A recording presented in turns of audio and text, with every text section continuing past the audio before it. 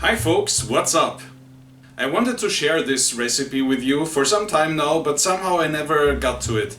Actually, this is one of my most favorite recipes. I call it the Austrian guy pasta sauce, maybe, spaghetti sauce. I don't even know what to call it. You could also call it a ragu or some sort of stew, I guess. And you can use it for so many things. I mean, yeah, mainly I use it for pasta, for noodles, especially for some kind of lasagna-like dishes. It goes exceptionally well with them. But you could also eat it with a helping of rice or vegetables and treat it as it would be a stew or something. Of course, according to the occasion, sometimes even I do the classic approach, like if I make a bolognese or some other more or less classic pasta sauce, I'm going to use the holy trinity of French and Italian cooking, meaning onions, celery and carrots, and beef broth and white wine, you know, or vermouth even. But in this recipe of mine, I don't even use green vegetables at all. I mean, I'm using onions and garlic, but no green stuff in there, not even Italian herbs and spices. So of course, I know some people are going to say, lose the complexity when it comes to pasta sauce, just whip something up out of tomatoes and herbs and that's about it. Go fresh, go simple. And admittedly, my recipe takes quite a long time to make, but I think it's worth it, even though I know it's not for everyone, but personally I love it. I think it's not too salty, it has just the right balance between greasiness, not too greasy though, and saltiness, and it's so intense tomatoey, such a nice intense tomato flavor, but yeah, this is getting too long already. I'm gonna stop talking now and just show you the recipe. Please enjoy, and thanks so much for watching in advance. Start heating up some high quality olive oil over low to medium heat.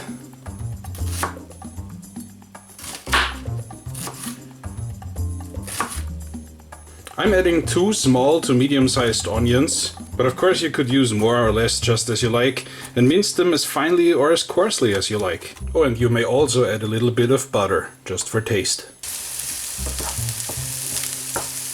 As soon as they're getting a little bit of color, you can add 2 or 3 or more cloves of garlic.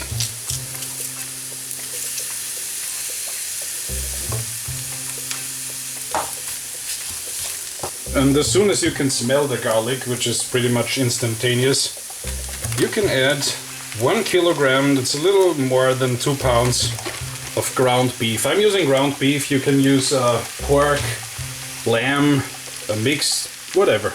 Well, you know the drill. Pan fry until the juices come out and everything is cooked through, and then pan fry some more until the juices are vaporized. In the meantime, it doesn't hurt to add some smoked sea salt though.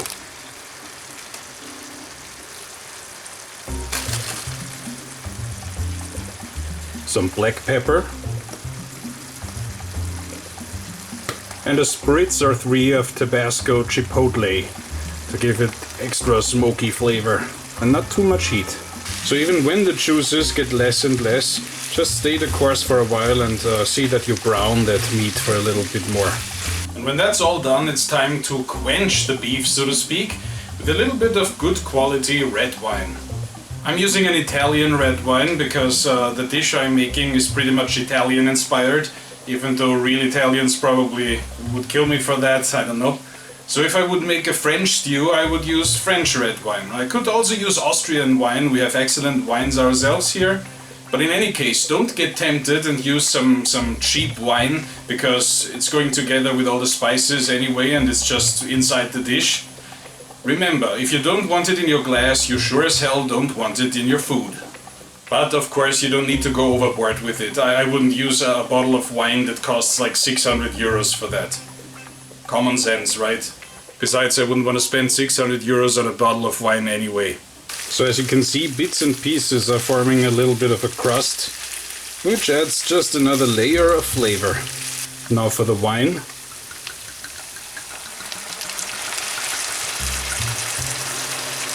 Maybe about half a cup, a little more maybe. Don't need to be precise. That already does smell awesome. Now just keep cooking this until the juices evaporate again.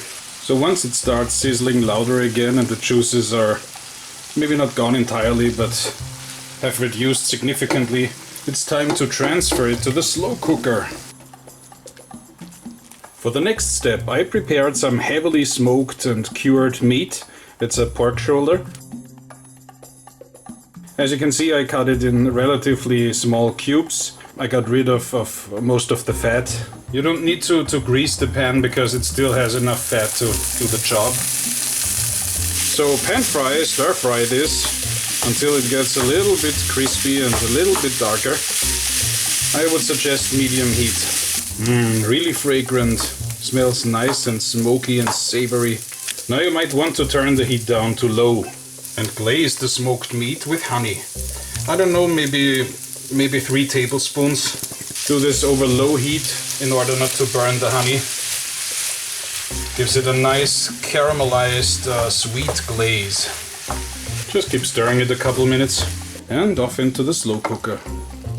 The sweetness and the smokiness go along exceptionally well.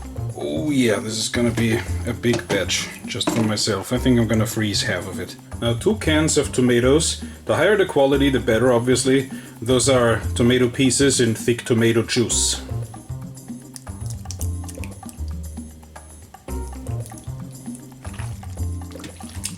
Some sun-dried tomatoes for an extra salt and tomatoey, intense tomato flavor kick.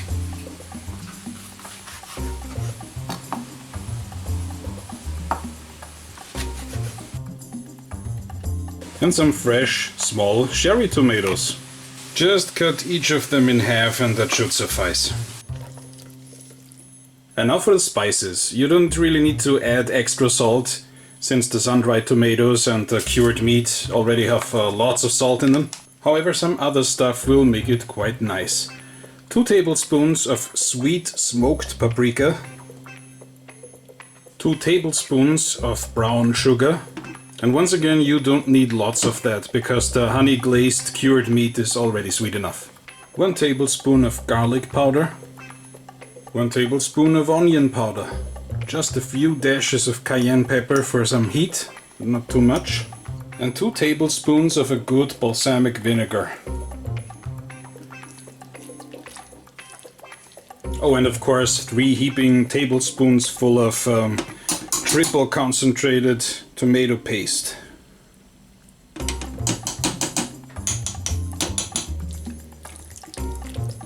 This already smells really nice and slightly smoky and garlicky and tomatoey. I can't wait for it to be done and all finished.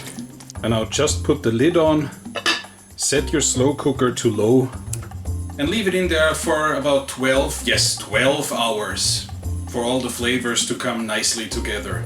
Of course you could go for 6 hours or 8 hours or 4 hours, but I don't like to do anything half-assed. At least nothing that I enjoy, like food.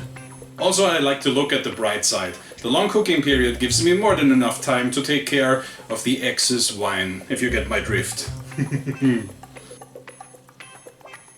And all the waiting paid off.